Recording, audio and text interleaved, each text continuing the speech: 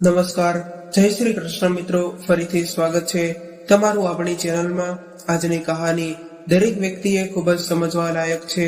જે સંતાન પોતાના મા બાપ પાસેથી છળ કપટ કરીને રૂપિયા અને સંપત્તિ પડાવી લે છે અને પોતાના મા બાપને ઓળખવાનો પણ ઇનકાર કરી દે છે, તેવા સંતાનોની કેવી હાલત થાય છે તે દર્શાવતી આજની કહાની નાના મોટા દરેક વ્યક્તિએ અચૂકથી સાંભળવી જોઈએ।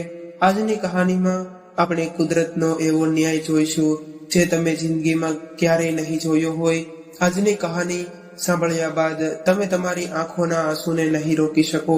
તો મિત્રો, તમને વિનંતી છે કે આ વિડીયોના અંત સુધી જોડાયેલા રહેજો અને વિડીયો પસંદ આવે તો લાઈક શેર કરજો। અને હજુ સુધી જો તમે અમારી ચેનલને સબસ્ક્રાઇબ ન કરી હોય તો અત્યારે જ સબસ્ક્રાઇબ કરી દેજો તથા કોમેન્ટ બોક્સમાં હર હર મહાદેવ જરૂરથી લખી દેજો, જેથી ભગવાન ભોલેનાથની કૃપા આપણા સૌ પર નિરંતર બની રહે। તો ચાલો કહાનીને શરૂ કરીએ। શારદાબેનનું મન આજે ખૂબ જ વ્યાકુળ હતું। તેઓ વારંવાર પોતાના દીકરાને ફોન લગાવવાનો પ્રયત્ન કરી રહ્યા હતા, પરંતુ સામેથી કોઈનો જવાબ નહોતો મળી રહ્યો। તેમણે ઘણા પ્રયત્નો કર્યા, પરંતુ કોઈએ પણ ફોન ઉઠાવ્યો નહીં। આખરે પરેશાન થઈને ફોન મૂકીને ઉદાસી ભર્યા અવાજમાં તેમણે પોતાની દીકરીને કહ્યું, શું તારો ભાઈ એટલો બધો વ્યસ્ત થઈ ગયો છે કે આટલા બધા ફોન કર્યા પછી પણ તે જવાબ નથી આપી રહ્યો? ત્યારે પોતાની માને હિંમત આપતા સુલેખા બોલી, અરે માં, તું પણ હદ કરે છે। જ્યારે ભાઈએ એકવાર ફોન ન ઉઠાવ્યો તો વારંવાર ફોન કરવાથી શું ફાયદો? વગર કારણે તું પણ પરેશાન થઈ રહી છે અને ભાઈને પણ પરેશાન કરી રહી છે। અને પછી ગુસ્સામાં આવીને ભાઈ કંઈક બે શબ્દો તને કહી દેશે તો તારી આંખોમાંથી આંસુ વહેવા લાગશે। અરે, આ સમયે તે પોતાના કામમાં વ્યસ્ત હશે, તેમને કેટલું બધું કામ રહેતું હશે અને એવામાં તે પોતાનું કામ કરશે કે તારી સાથે ફોન પર વાત કરશે? હા સુલેખા, વાત તો એકદમ સાચી કહી। બિચારો મારો દીકરો કેટલું બધું કામ કરે છે, તેને સમય જ નહીં મળતો હોય। હવે હું તેને વારંવાર ફોન કરીને પરેશાન નહીં કરું। જ્યારે તેને સમય મળશે ત્યારે તે સામેથી જ ફોન કરી લેશે। આટલું કહીને શારદાબેન જમવાનું બનાવવા માટે રસોડામાં ચાલ્યા ગયા। શારદાબેન તે દિવસે યાદ કરવા લાગ્યા જ્યારે તેમના દીકરા હિરેનનો જન્મદિવસ હતો। શારદાબેન અને તેમના પતિ કમલેશની ખુશીનું કોઈ ઠેકાણું જ ન હતું। તેમની વર્ષો પુરાની ઈચ્છા પૂરી થઈ ગઈ અને લગ્નના 10 વર્ષ બાદ તેમને માતા પિતા બનવાનું સૌભાગ્ય પ્રાપ્ત થયું હતું। પરંતુ તે ખુશી પણ શોકમાં બદલાઈ ગઈ જ્યારે તેમને ખબર પડી કે તેમના દીકરાના બંને પગ સંપૂર્ણ રીતે વિકસિત નથી થયા। આ સાંભળી પતિ પત્ની બંનેના પગ નીચેથી જાણે જમીન સરકી ગઈ। ડોક્ટરે જણાવ્યું કે કદાચ ભવિષ્યમાં તેમનો દીકરો પોતાના પગથી ચાલી પણ નહીં શકે, પરંતુ સાથે સાથે તેમણે એ પણ કહ્યું કે જો તમારા બાળકને યોગ્ય સારવાર અને સારી દેખભાળ મળે તો કદાચ તેના પગમાં જીવ પાછો આવી શકે છે। ત્યારબાદ હિંમત કરીને શારદાબેને નિર્ણય લીધો કે તેઓ પોતાના દીકરાની સેવા કરવામાં દિવસ રાત એક કરી દેશે।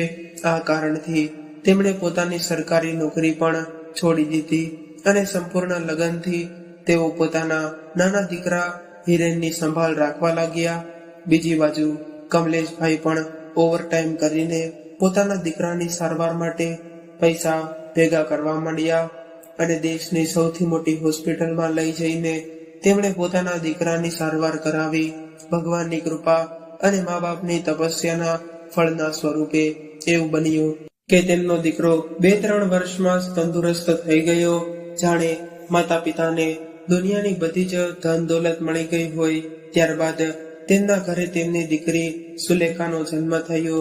દરેક મા બાપની જેમ શારદાબેન અને કમલેશભાઈના પણ સપનાઓ હતા કે તેમના સંતાનો ખૂબ જ સારા રીતે અભ્યાસ કરે અને તેમનો દીકરો પગભર થાય। ભલે તેમના માટે તેમને મન મારીને ગુજરાન કેમ કરીને ચલાવવું પડે, આખરે દીકરો ગળપણમાં અમારો સહારો બનશે, આવો વિચાર કરીને તેમણે પોતાના દીકરાને સફળતાના શિખર પર પહોંચાડવા માટે કોઈક કસર બાકી નહોતી રાખી। એક દિવસે પોતાના દીકરાને સફળ બનાવવાનું તેમનું સપનું પણ પૂર્ણ થઈ ગયું. પરંતુ થોડા સમય બાદ કમલેશભાઈએ હૃદય રોગના હુમલાને કારણે આ દુનિયામાંથી વિદાય લઈ લીધી. ભૂતકાળની યાદોમાં ખોવાયેલા શારદાબેને ભૂલી ગયા હતા કે તેમણે ગેસ પર દૂધ ગરમ કરવા મૂકેલું હતું. ત્યારે સુલેખા અંદર આવી અને બોલી, અરે માં, તું ક્યાં ખોવાઈ ગઈ છે? બધું જ દૂધ ઉકળીને નીચે ઢોળાઈ ગયું છે. શારદાબેન તરત જ ઢોળાયેલું દૂધ સાફ કરવા લાગ્યા અને ત્યારે જ ફોનની રિંગ વાગવાનો અવાજ સંભળાયો. અરે માં, તારા લાડલા દીકરાનો ફોન આવ્યો લાગે છે. આવું કહીને સુલેખા દોડીને ગઈ અને ફોન ઉઠાવીને તેને સ્પીકર મોડમાં ચાલુ કરી દીધો. હજુ તેણે હેલો જ કહ્યું હતું અને સામેથી હિરેન ગુસ્સામાં બોલ્યો, તમને શું પરેશાની છે? તમે વારંવાર ફોન કરીને મને પરેશાન કેમ કરતા રહો છો? તમારે તો કઈ કામ નથી. તેનો મતલબ એ નથી કે બાકી બધા લોકો પાસે પણ ખાલી બેઠા હશે અને તમારા ફોનની રાહ જોતા હશે. હવે તમે કઈ બોલશો કે ફોન મૂકી દઉં? પોતાના ભાઈનું આવું વર્તન જોઈને સુલેખા હેરાન રહી ગઈ અને પછી તે બોલી કે તમે મને કઈ બોલવા દેશો ત્યારે હું બોલીશ ને. આ સાંભળીને હિરેન ચૂપ થઈ ગયો. પછી સુલેખાએ કહ્યું કે મારે કોઈ કામ ન હતું, પરંતુ માં તો આખરે માં છે ને, એટલા માટે તમારી ચિંતા તેને થાય છે.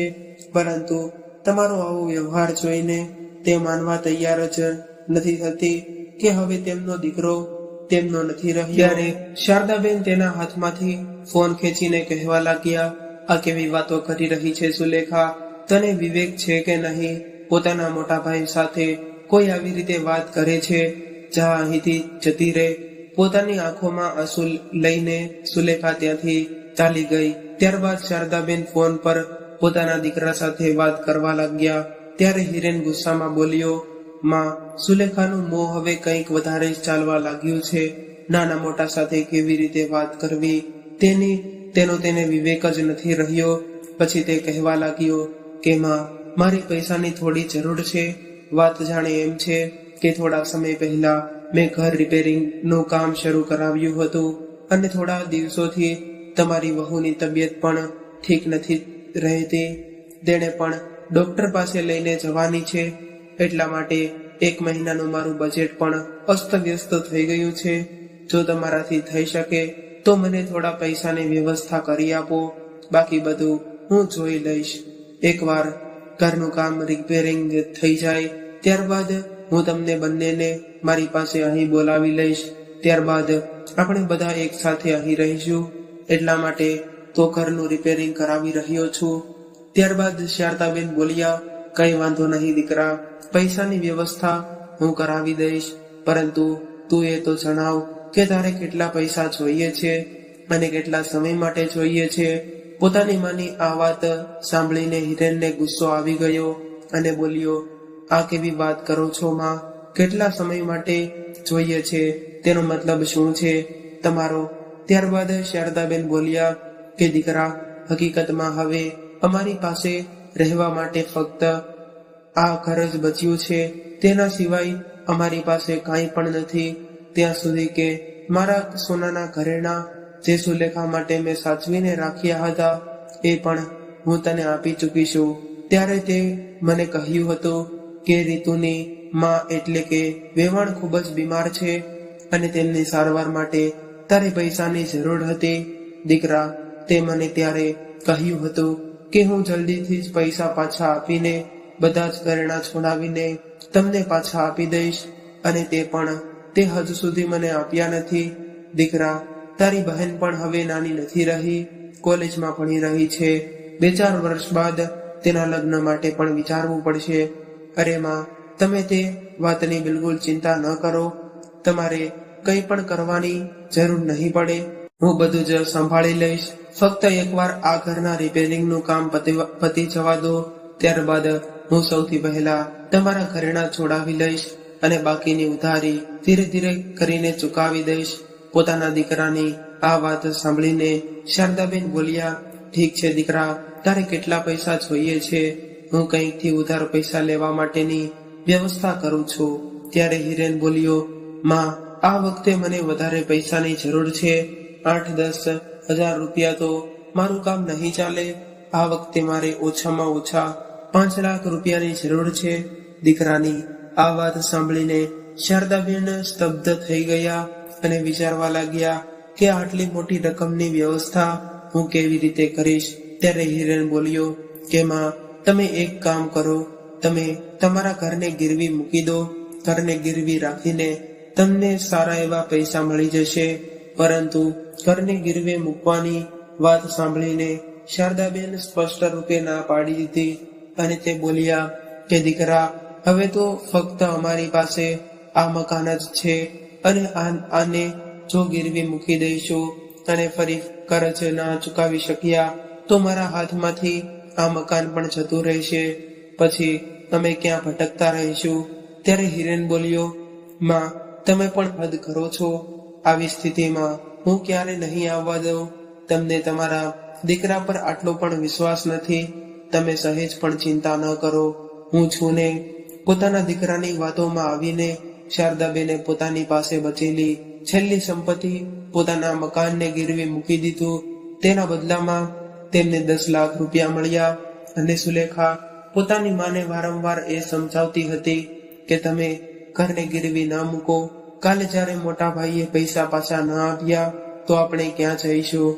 પરંતુ શારદાબેને પોતાની દીકરીની એક પણ વાત માની નહીં અને કહેવા લાગ્યા, મને મારા દીકરા પર પૂરો વિશ્વાસ છે. ના જાણે તું કેમ તારા મોટા ભાઈને ખોટો સમજી રહી છે. સુલેખા હજી કઈ બોલે કે તે પહેલા શારદાબેન કહેવા લાગ્યા, અરે હવે વધારે બહેસ ના કર. ઘરના નિર્ણય લેવા માટે હજુ ઘરમાં સૌથી વડીલ હું હાજર છું. તું ચૂપ રહે એ જ સારું રહેશે. મુશ્કેલ સમયમાં હું મારા દીકરાને મદદ નહીં કરું તો બીજું કોણ કરશે. અને તેણે તો ત્યાં સુધી કહ્યું કે એકવાર ઘરનું કામ પૂરું થઈ જાય ત્યારે આપણે બંને તેની સાથે તેના ઘરમાં રહીશું. તારા લગ્નનો ખર્ચો પણ તે ઉઠાવી લેશે. શારદાબેને પોતાની દીકરીની એક પણ વાત માની નહીં અને ઘરને ગીરવી મૂકી દીધું. પરંતુ સુલેખા દ્વારા ઘણું બધું સમજાવ્યા બાદ તેમણે બધી રકમમાંથી 5 લાખ રૂપિયા બચાવીને પોતાની પાસે રાખી લીધા. સુલેખા બોલી, માં, તમને ભાઈએ 5 લાખ રૂપિયા આપવાનું જ કહ્યું છે તો ફક્ત તમે 5 લાખ રૂપિયા જ આપો. બાકી વધેલા પૈસા તમે તમારા બેંક ખાતામાં જમા કરાવી દો. અને એક વાતનું ખાસ ધ્યાન રાખજો, એમને ક્યારેય પણ જણાવતા નહીં કે તમને કેટલા પૈસા મળ્યા છે. નહીં તો તેઓ કોઈને કોઈ બહાનું કાઢીને બાકીના પૈસા પણ તમારી પાસેથી લઈ લેશે. શારદાબેનના ઘૂંટણમાં ઘણા સમયથી દર્દ થતું હતું. એટલા માટે તેમણે પોતાના દીકરાને ફોન કરીને કહ્યું કે દીકરા, જ્યારે તું પૈસા લેવા માટે અહીં આવ ત્યારે થોડા સમય કાઢીને આવજે. મારા ઘૂંટણનું દર્દ ખૂબ જ વધી રહ્યું છે. રોજનું આ દર્દ હવે સહન નથી થતું.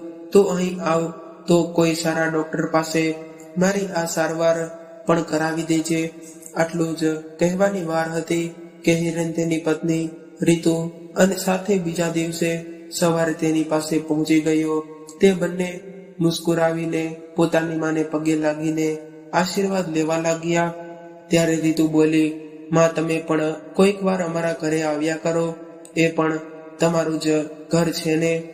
ત્યારે શારદાબેન કહેવા લાગ્યા કે વહુ, તું ચિંતા ન કરીશ. તમારા ઘરનું રિપેરિંગનું કામ જ્યારે પૂરું થઈ જશે તો અમે પણ તમારા ઘરે તમારી સાથે રહેવા આવી જઈશું. કેમ હિરેન, સાચું કહ્યું ને મેં? આટલી વાત સાંભળીને રીતુના ચહેરાની મુસ્કુરાહટ જાણે ગાયબ થઈ ગઈ અને હિરેનની તરફ તે જોવા લાગી. ત્યારે હિરેન ચહેરા પર જૂઠું હાસ્ય લાવીને બોલ્યો, માએ આપણા ઘરના રિપેરિંગના કામ માટે બધી જ રકમની વ્યવસ્થા કરી દીધી છે અને હવે જલ્દીથી ઘરનું રિપેરિંગ થઈ જશે. ત્યારબાદ તેઓ આપણી સાથે રહેશે. હિરેનનો આ ઈશારો સમજીને રીતુ પોતાના ચહેરા પર મુસ્કુરાહટ લાવીને બોલી, અરે હા, તે ઘર તો તમારું જ છે ને. અને જ્યાં સુધી ઘરમાં કોઈ વડીલ ન હોય ત્યાં સુધી તે ઘર કહેવાનું નથી. રીતુ જલ્દીથી રસોડામાં જઈને ચા નાસ્તો બનાવવામાં સુલેખાની મદદ કરવા લાગી અને બધું જ ટ્રેમાં મૂકીને લઈ આવી ત્યારે હિરેન પોતાની માને કહેવા લાગ્યો કે માં, પેલા પૈસા તમે મને આપી દો, હું બેંક તરફ જઈ રહ્યો છું, ત્યારે થોડું કામ મારે છે અને તમે મને પૈસા આપી દો તો હું મારા ખાતામાં જમા કરાવી દઉં, જેનાથી તમારી ચિંતા પણ દૂર થઈ જશે. કેમ કે ગામડું હોય કે શહેર, બધી જગ્યાએ ચોરી થવાનો ખૂબ જ ડર રહેતો હોય છે. સુલેખાએ પૈસા ભરેલી બેગમાંથી પોતાની માને આપી દીધી અને તેમાંથી શારદાબેને 5 લાખ રૂપિયા કાઢીને પોતાના દીકરાના હાથમાં આપી દીધા. પૈસા જોઈને તે બંને એટલા બધા ખુશ થઈ ગયા કે જાણે તેમને સ્વર્ગ મળી ગયું હોય. પછી હિરેન બોલ્યો, પરંતુ માં, ઘરની ગીરવે મૂકીને ઓછામાં ઓછા 8 થી 10 લાખ રૂપિયા તો તમને મળ્યા જશે ને, બાકીના પૈસા ક્યાં છે? ત્યારે શારદાબેન અને તેમની દીકરી સુલેખા એકબીજાનો ચહેરો જોવા લાગ્યા. ત્યારબાદ શારદાબેન બોલ્યા, આ દીકરા 10 લાખ રૂપિયા મળ્યા હતા, પરંતુ સુલેખાના લગ્ન માટે થોડા પૈસા બચાવીને રાખવાના હતા, એટલા માટે તે બધા પૈસામાંથી 5 લાખ રૂપિયા હું તારી બહેનના લગ્ન માટે બેંકમાં જમા કરાવી દઈશ. 1-2 વર્ષમાં કોઈ સારો છોકરો જોઈને તેના લગ્ન પણ કરાવવાના છે ને. તું તો તારા પરિવાર સાથે સુખેથી જીવન જીવી રહ્યો છે. એકવાર તેનું લગ્ન થઈ જાય તો હું ગંગા નાહી લઈશ. બસ આટલું જ બોલવાની વાર હતી. હિરેન તરત જ ગુસ્સામાં બોલ્યો, માં, તમે તો મને એક જ ક્ષણમાં પારકો કરી દીધો. શું તમને મારા પર વિશ્વાસ ન હતો? હું પણ કેવી વાત કરી રહ્યો છું. જો વિશ્વાસ હોત તો બધા જ પૈસા અત્યારે મારા હાથમાં તમે આપી દીધા હોત. ઠીક છે, કઈ વાંધો નહીં. જ્યારે વિશ્વાસ જ નથી તો આ બધી વાતો કરવાનો શું ફાયદો? ત્યારે શારદાબેન બોલ્યા, અરે દીકરા, તું કેવી વાતો કરી રહ્યો છે? મને તારા ઉપર સંપૂર્ણ વિશ્વાસ છે. જો તું કહીશ તો બાકીના પૈસા પણ હું તને આપી દઈશ. જ્યારે મને જરૂર પડશે ત્યારે તારી પાસેથી માંગી લઈશ. ત્યારે હિરેન મીઠાશથી વાત કરતા બોલ્યો, હા માં, તમારા જ તે પૈસા તો છે ને, અમે તેને અમારી પાસે સંભાળીને રાખીશું. જ્યારે તમને જરૂર પડે ત્યારે માંગી લેજો. આવું કહીને હિરેને પોતાની મા પાસેથી 10 લાખ રૂપિયા લઈ લીધા અને બેંકમાં જમા કરાવવા માટે નીકળી ગયો. રીતુ પણ તેની સાથે ચાલી ગઈ. ત્યારબાદ સુલેખાએ પોતાની માને કહ્યું કે માં, મેં તમને પહેલા જ કહ્યું હતું કે ભલે ગમે તે થઈ જાય પણ આ બાકીના વધેલા પૈસા તમે મોટા ભાઈને આપતા નહીં, પરંતુ તે છતાં પણ તમે માન્યા જ નહીં. ત્યારે શારદાબેન બોલ્યા, તો શું થયું? એ તારો ભાઈ છે ને, પૈસા આપણી પાસે પડ્યા રહે, તેની પાસે શું ફરક પડશે? આવું કહીને શારદાબેન પોતાની રૂમમાં ચાલ્યા ગયા. બીજા દિવસે સવારે જ્યારે શારદાબેન ઊંઘમાંથી જાગ્યા ત્યારે તેમનો દીકરો અને વહુ પોતાની બેગ લઈને તેમની પાસે આવ્યા અને કહ્યું, માં, અમે હવે જઈએ છીએ. આ જોઈને શારદાબેન અને સુલેખા હેરાન રહી ગયા. ત્યારે શારદાબેન બોલ્યા, દીકરા, તું તો અહીં થોડા દિવસ રોકાવાનો હતો ને, મને ડોક્ટર પાસે પણ લઈ જવાની છે ને, તું ભૂલી ગયો કે શું? માની આ વાત જાણે એમ છે કે મારે થોડું જરૂરી કામ આવી ગયું છે, એટલા માટે મારે તાત્કાલિક જવું પડશે, નહીં તો મને ઘણું બધું નુકસાન થઈ પડશે. થોડા દિવસો પછી હું પાછો આવીશ અને તમને કોઈ સારા ડોક્ટર પાસે લઈ જઈશ. આવું કહીને બંને પોતાના ઘરે પાછા ચાલ્યા ગયા. પછી સુલેખા બોલી, હું જાણતી જ હતી કે મોટો ભાઈ અહીં ફક્ત પૈસા માટે જ આવ્યા છે. પોતાનો મતલબ પૂરો થઈ ગયો એટલે ચાલવા માંડ્યા. સુલેખાની આ વાત સાંભળીને શારદાબેન વિચારમાં પડી ગયા. ધીમે ધીમે ઘણા મહિના પસાર થઈ ગયા કે ક્યારેય શારદાબેન પોતાના દીકરા હિરેનને ફોન લગાવતા તો ક્યારેક સુલેખા, પરંતુ ક્યારેય પણ ફોન નહોતો ઉઠાવતો અને ભૂલથી પણ જો ફોન ઉઠાવી લે તો તે પોતે મીટિંગમાં છે કે પછી ગાડી ડ્રાઈવ કરી રહ્યો છે એવું બહાનું કાઢીને વાત ટાળીને દેતો હતો. પછી હું તમને ફરીથી ફોન કરીશ એવું કહીને ફોન મૂકી દેતો હતો.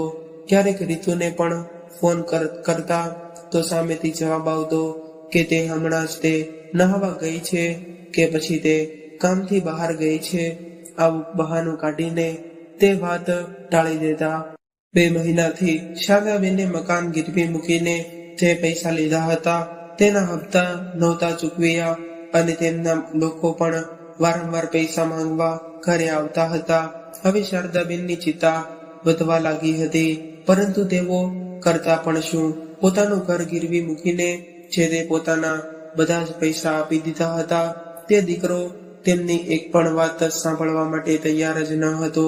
હવે જ્યારે શારદાબેનની પાસે કોઈ પણ રસ્તો બચ્યો નહીં, ત્યારે તે પોતાની દીકરી સુલેખાને લઈને શહેરમાં જવા માટે નીકળી પડ્યા. 3 કલાકની મુસાફરી બાદ થાકીને હારી ગયેલા બંને માં દીકરી હિરેનના ઘરે પહોંચ્યા અને દરવાજો ખખડાવ્યો. જેવો જ દરવાજો ખુલ્યો તો તેમણે જોયું કે ત્યાં તે કોઈ બીજા જ લોકો રહેતા હતા અને શારદાબેન અને સુલેખા તેમને જોઈને અચંબામાં પડી ગયા. તેમણે હિરેન અને રીતુને વિશે પૂછ્યું ત્યારે તેમણે કહ્યું કે તે આ ઘર અમે ખરીદી લીધું છે. આના પહેલા આ જેમનું ઘર હતું તે લોકો અહીંથી બીજે શિફ્ટ થઈ ગયા છે. પરંતુ જ્યારે સુલેખાએ તેમને પૂછ્યું કે તે લોકો અત્યારે ક્યાં રહે છે, ત્યારે તેમણે કહ્યું કે આ વિષયમાં તો અમને કંઈ પણ જાણકારી નથી.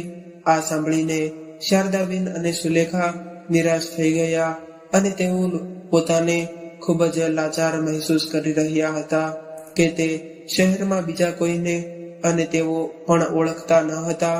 એટલા માટે તેઓ બીજે ક્યાંય પણ જઈ શકે તેમ ન હતા. પરંતુ સુલેખા હિંમત હારી નહીં. તેણે ફરીથી તેના ભાઈને ફોન લગાવ્યો, પરંતુ હજુ પણ હિરેને ફોન ઉઠાવ્યો જ નહીં.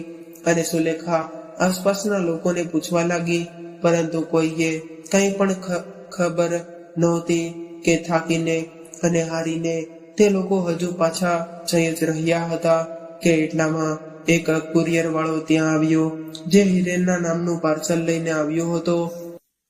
હિરેનને ત્યાં ન જોઈને તે પાર્સલ પર લખેલા નંબર પર ફોન કરવા લાગ્યો અને બોલ્યો, સાહેબ, હું તમારું પાર્સલ લઈને આવ્યો છું.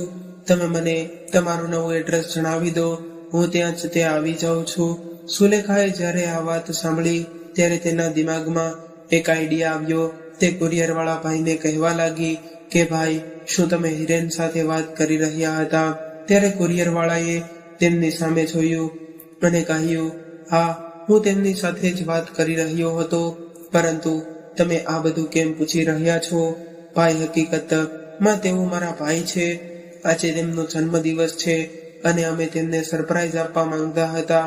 એટલા માટે તેમને જણાવ્યા વગર જ અમે અહીં આવી ગયા અને અહીં આવીને અમને ખબર પડી કે તેઓ તો બીજી જગ્યાએ શિફ્ટ થઈ ગયા છે. જો તમે અમને તેમનું નવું એડ્રેસ જણાવી દેશો તો તમારી ખૂબ જ મહેરબાની થશે. તેમની વાત સાંભળીને કુરિયર વાળાએ એક કાગળ પર તેમને હિરેનની બિલ્ડિંગનું એડ્રેસ લખીને આપી દીધું. થોડી વારમાં શારદાબેન અને સુલેખા રિક્ષામાં બેસીને તે બિલ્ડિંગની સામે પહોંચી ગયા કે જ્યાં હિરેને પોતાનો ફ્લેટ ખરીદ્યો હતો. હિરેનનો ફ્લેટ ખૂબ જ મોટી સોસાયટીમાં હતો, જ્યાં ઊંચી ઘણા બધા માળની ઇમારતો બનેલી હતી. શારદાબેન આટલી ઊંચી ઇમારતો પહેલી જ વાર જોઈ હતી. તેઓ પોતાની દીકરીને કહેવા લાગ્યા કે હે ભગવાન, જો તો સુલેખા, આ ઇમારતો કેવી આકાશને સ્પર્શી રહી છે. જેવા જ તે બંને અંદર જવા લાગ્યા ત્યારે સિક્યુરિટી ગાર્ડે તેમને સોસાયટીની અંદર જવાથી રોક્યા અને કુરિયર વાળાએ તો ગાર્ડને પાર્સલ પકડાવી દીધું અને નામ જણાવીને જતો રહ્યો. પરંતુ તે માં અને દીકરી સોસાયટીની બહાર ઊભા હિરેનની રાહ જોવા લાગ્યા. કેટલીક વાર તો ગાર્ડને નામ જણાવીને કહ્યું કે મારા ભાઈને તમે ખબર પડી તો તેમની માં અને બહેન ગામડેથી આવ્યા છે.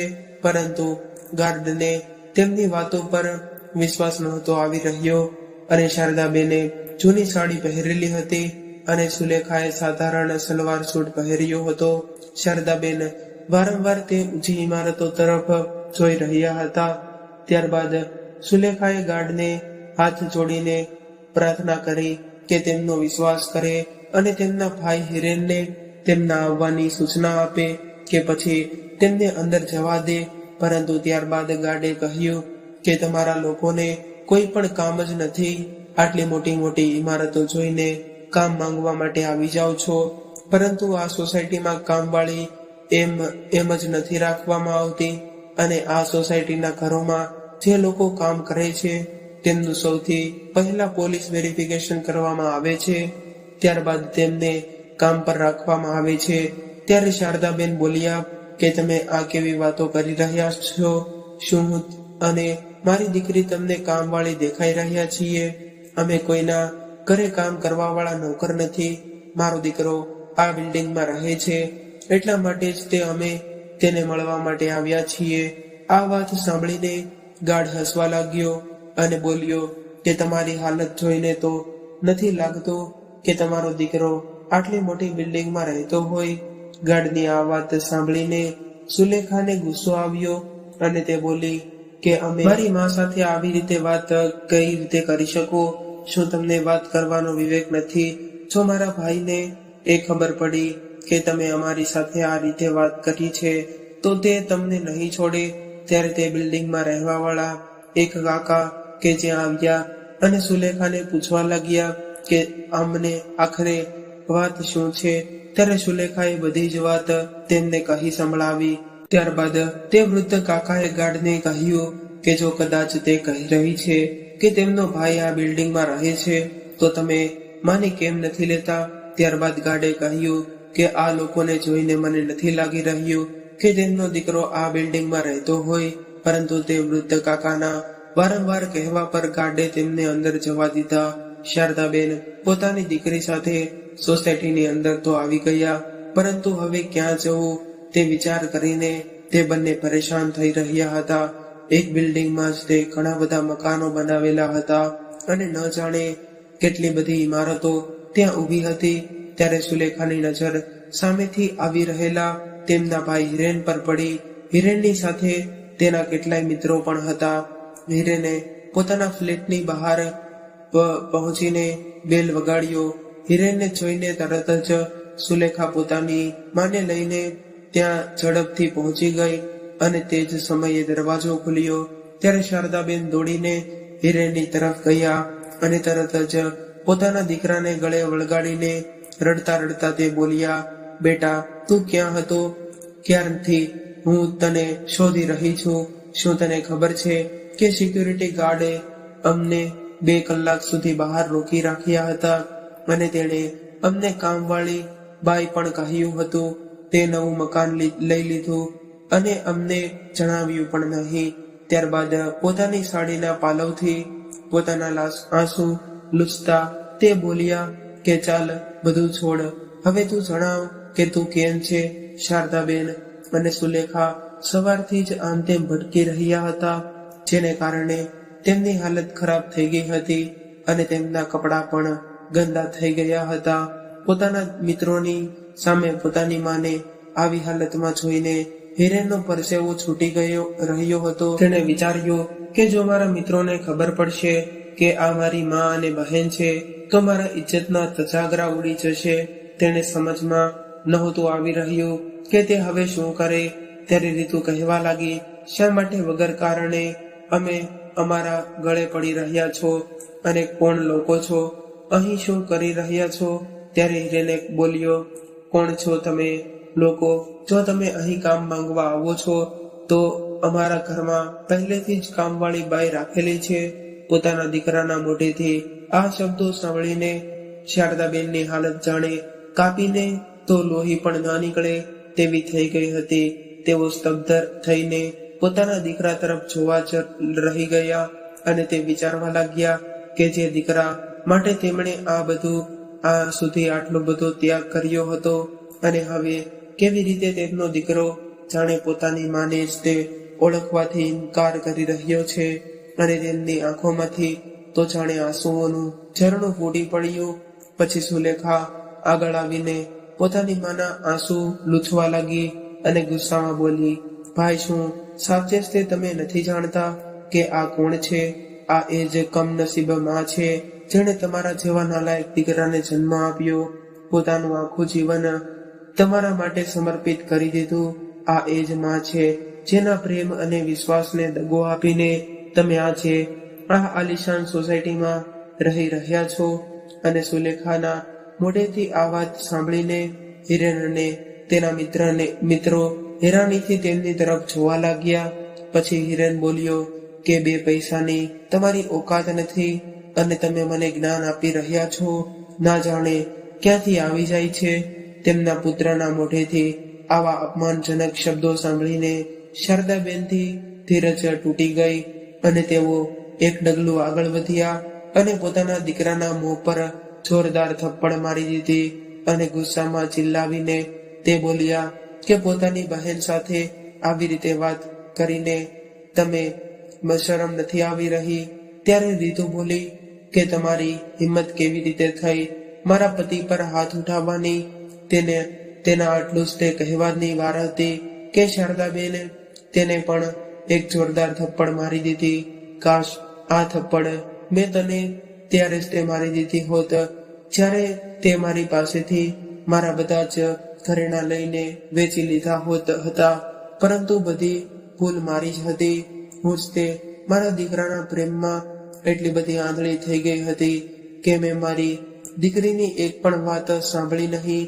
એ મને હંમેશા ચેતવણી આપતી હતી કે થોડા પૈસા પોતાના માટે બચાવીને રાખો, પરંતુ મેં તારા જેવા નાલાયક પર ભરોસો કરીને મારું બધું જ તે તને આપી દીધું હતું. કાશ મેં મારી મમતાને બાજુ પર મૂકીને તને બધું જ ન આપી દીધું હોત તો આજે મારી દીકરીની આ હાલત ન થઈ હોત. ત્યારે હિરેન ગુસ્સામાં બોલ્યો કે તમે મને તે પૈસા આપીને કોઈ મોટો અહેસાન નથી કર્યો. જે કંઈ પણ તમે કર્યું છે તે તમારી ફરજ હતી. તમે કોઈ અનોખી માં નથી. બધા જ મા બાપ પોતાના સંતાનોને સફળ બનાવવા માટે ત્યાગ કરે જ છે. ત્યારબાદ શારદાબેન બોલ્યા, ઠીક છે દીકરા, તે અત્યાર સુધી મારો પ્રેમ જોયો હતો પરંતુ ગુસ્સો નહોતો જોયો. જો હું તમારી ભરપૂર કોશિશ કરીને તને તારા પગ પર ઊભો કરી શકું છું તો તારા જેવા નાલાયક દીકરાને જમીન પર પછાડીને તને સબક પણ શીખવાડી શકું છું. તે જ સમયે શારદાબેને પોલીસને ફોન લગાડ્યો અને થોડી જ વારમાં તે વૃદ્ધ અંકલ જેમણે શારદાબેન અને સુલેખાની મદદ કરી હતી તે પણ ત્યાં પહોંચી ગયા. તેમની સાથે સોસાયટીના બીજા ઘણા બધા લોકો આવી ગયા હતા. ત્યારે તે વૃદ્ધ અંકલ બોલ્યા કે આવા સંતાનોથી તો સંતાનો ન હોય તે જ સારું છે. કમસે કમ મા બાપને આ દિવસો તો ન જોવા પડે. થોડી જ વારમાં પોલીસ ત્યાં પહોંચી ગઈ અને શારદાબેનની ફરિયાદ પણ હિરેને પોલીસ કસ્ટડીમાં લઈ લીધો. હવે તો હિરેન અને તેની પત્ની રીતુની આંખો બહાર આવી ગઈ અને તે બંને શારદાબેનના પગમાં પડીને માફી માંગવા લાગ્યા. જેલની સજાથી બચવા માટે હિરેન પાસે ફક્ત એક જ રસ્તો હતો કે તે પોતાની માના બધા જ પૈસા પાછા આપી દે. પરંતુ પોતાની માને પાછા આપવા માટે તેમની પાસે હવે પૈસા જ ન હતા. એટલા માટે તેને પોતાનો નવો ફ્લેટ પોતાની માના નામ પર કરવો પડ્યો અને સુલેખા અને શારદાબેન હવે આરામથી પોતાના ગામવાળા મકાનમાં રહેવા લાગ્યા અને નવા ફ્લેટને ભાડે આપીને તેમાંથી જે પૈસા આવતા તેમાંથી પોતાના ઉછીના લીધેલા પૈસાના હપ્તા ચૂકવવા લાગ્યા અને સુખપૂર્વક પોતાનું જીવન વિતાવવા લાગ્યા. તો મિત્રો, આજની કહાની તમને કેવી લાગી એક વખત કોમેન્ટ કરીને જણાવી દેજો. અને જો કહાની પસંદ આવી હોય તો અમારી ચેનલને સબસ્ક્રાઇબ કરવાનું ન ભૂલશો. અન્ય મિત્રો સાથે આ વિડીયોને શેર કરી દેજો. બની શકે તો લાઈક પણ કરી દેજો અને સાચી શ્રદ્ધાથી કોમેન્ટ બોક્સમાં જય શ્રી કૃષ્ણ, હર હર મહાદેવ લખી દેજો. ફરી મળીશું આવી જ એક નવા વિડીયો સાથે અને એક નવી માહિતી સાથે. ત્યાં સુધી સૌને મારા જય શ્રી કૃષ્ણ, હર હર મહાદેવ, રાધે રાધે.